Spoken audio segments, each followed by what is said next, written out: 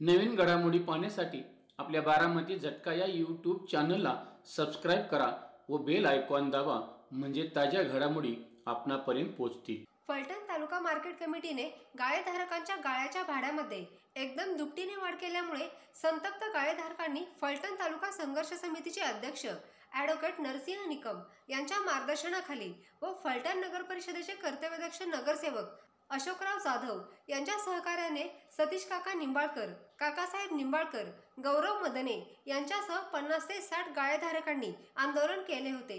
यावेळी ॲडव्होकेट नरसिंह निकम यांनी उपस्थित आंदोलनकर्त्यांना मार्गदर्शन करताना सांगितले की फलटण तालुका मार्केट कमिटीच्या गाळेधारकांवर अन्याय होऊ देणार नाही, मी कायम तुमच्या सोबत राहीन असा विचार व्यक्त करून गाळेधारकांच्या पाठीशी ठामपणे उभा राहून मार्केट कमिटीची एकाधिकारशाही खपवून घेतली जाणार नाही। एकदम दुपटीने भाडेवाढ केल्यामुळे गाळेधारकांवर आंदोलन करण्याची दुर्दैवी वेळ आली आहे, असेही फलटण तालुका संघर्ष समितीचे अध्यक्ष ॲडव्होकेट नरसिंह निकम यांनी विचार व्यक्त करताना सांगितले। तसेच यावेळी काकासाहेब निंबाळकर व गौरव मदने यांनीही आपले विचार व्यक्त केले। पाहूयात ते काय म्हणतायत। मार्केट कमिटीच्या गाळेधारकांची आता मीटिंग झाली। फलटणच्या मार्केट कमिटीने त्यांच्यावर अन्यायकारक भाडेवाढ केलेली आहे। 600 रुपये भाडं होतं ते 1200 रुपये केले आणि त्याच्यावर 18% GST, म्हणजे ते भाडं 1475 रुपये प्रत्येक गाळ्याला होते।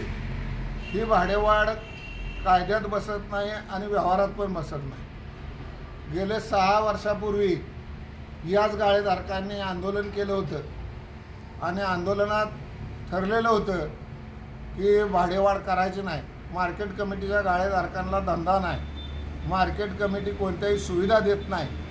असे असताना केवळ भाडेवाढ करायची, गाळेधारकांकडून जास्त रक्कम वसूल करायची, हा भ्रष्टाचारी कारभार मार्केट कमिटीत चालू आहे।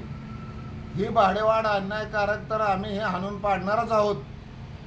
त्याचबरोबर मार्केट कमिटीच्या सन 2013 सालापासून स्पेशल ऑडिट करावं असं मंत्री महोदयांना भेटून आम्ही सर्व गाळेधारक विनंती करणार आहोत।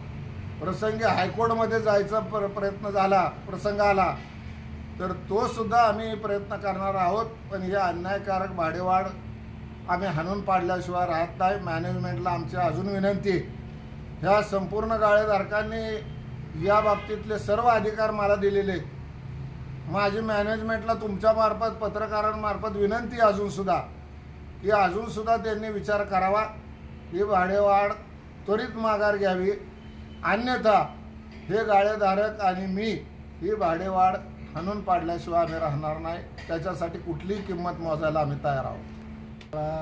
महाराज साहेबांच्याकडे जाण्याचा प्रयत्न करून की बाबा ही थोडंसं 20 ते 25% भाडेवाढ करावी असा मुद्दा उपस्थित करून भरपूर वेळा सांगत होतो, पण त्या आमच्या शब्दाला काही यश झालं नाही।